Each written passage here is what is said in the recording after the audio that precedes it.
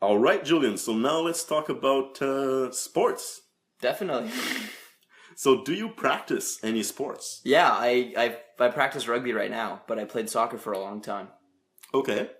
And where do you practice rugby? Do you have a team? Yep, my team's the Capilano team. It's just right on the north side of the bridge, Lionsgate Bridge. The clubhouse is right there. Oh, okay. And how often do you have games? We normally have games like once a week on Saturdays, and then we practice Tuesdays and Thursdays when the league's running. Okay. And when does the league run? The U20 league was the one I played in recently. Was just in September to like December, and then the third, like the men's league, is starting up again soon, and I'm gonna join that. Excellent. And so practice twice a week, and games once a week. Yeah. Nice. And what do you? And you said you also played soccer. Yeah, I played soccer for a long time. I haven't played it for a couple of years, but it's always something I'd love to pick up again. Nice. And it's also something cool that, if you have a couple buddies that you can join like a small league and play in the summer or something like that. Exactly. Or like just even take a ball somewhere and kick it around with a friend. Kick it around, exactly. And you mentioned to me earlier that you like the Whitecaps. Yeah, I'm a big fan of the Vancouver Whitecaps. Nice. And you've seen a few games? Yeah, I've been to a couple games. They're always fun to go to. Excellent. The South Side's always really funny. The South Side? Yeah, there's a big like a cult almost, like a big fandom for the Whitecaps. It's been around since like they started, and they're always standing and they're always cheering and very loud. Oh, I see. So I didn't know this. So it's basically a group of fans, the South Side, who are quite passionate. Yeah, about the team. Very passionate. They're always screaming around and supporting the team. Yeah, they always make like funny calls. Like if the goalie's kicking the ball, they'll call him a fat bastard. And then when Nick Cannon was on the team, whenever he did a kick, they'd yell out "boom." Nice. That's kind of fun. And you said that in ice hockey, you're also a big Vancouver Canucks fan. Yeah, I'm a huge Canucks fan. That's probably my favorite sport to watch. Nice. Unfortunately, this season they're not doing that well.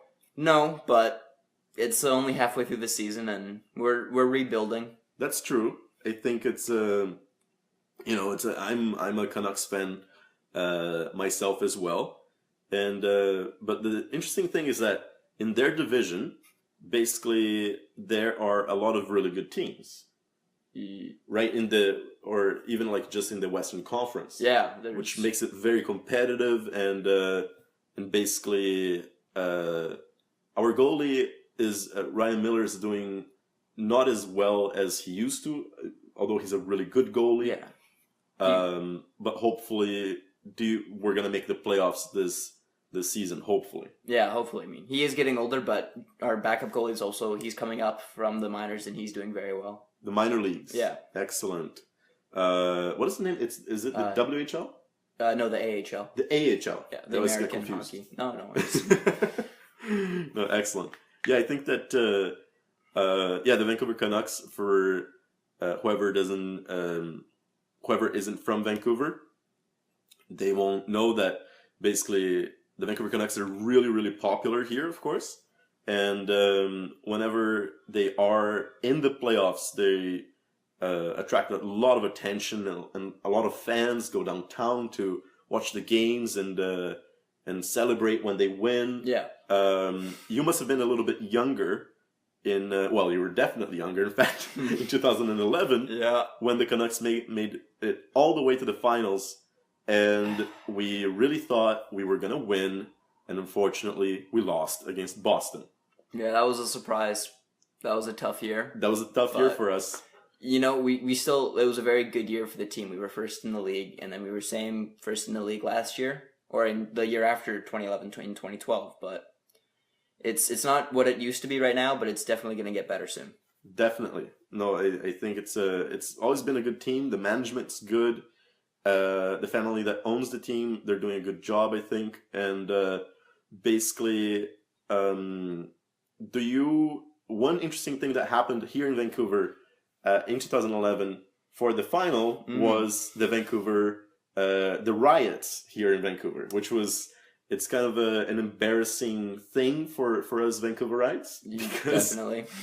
you know the city was downtown was almost destroyed by a lot of people who didn't quite know how to celebrate, and it was unfortunate, of course, and you know the people that did it, thankfully many of them have been arrested, Yeah. and so on, and of course that 99% of Vancouver Canucks fans are nice people who wouldn't destroy the city. Yeah, it was just that 1% who ruined it. Like a lot Exactly. of things in the world. That's true. And what were you doing that day? Were you in downtown Vancouver? No, I was watching it at home with my dad. Excellent. Yeah. Good choice. Mm-hmm. I was still pretty small back then.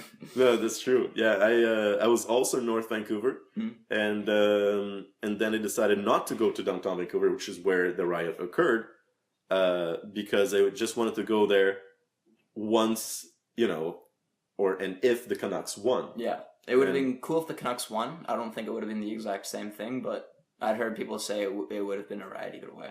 Exactly, that's true. So even if the Canucks won the Stanley Cup, maybe the city would have been destroyed anyway. Yeah, it's kind of sad. It was just an excuse for people to steal things. Exactly, and people broke into the stores, and even like a really big store, like we used to have Sears, now it's Nordstrom. People broke into it and stole a whole bunch of things like perfumes and whatever they could get their hands on, which is crazy.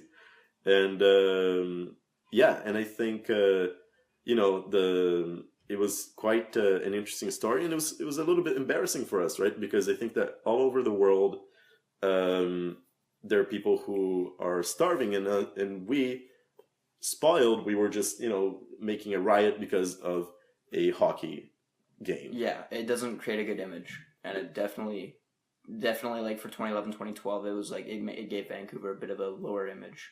That's true. Like especially of the people who live there, and like just it was stupid. Exactly.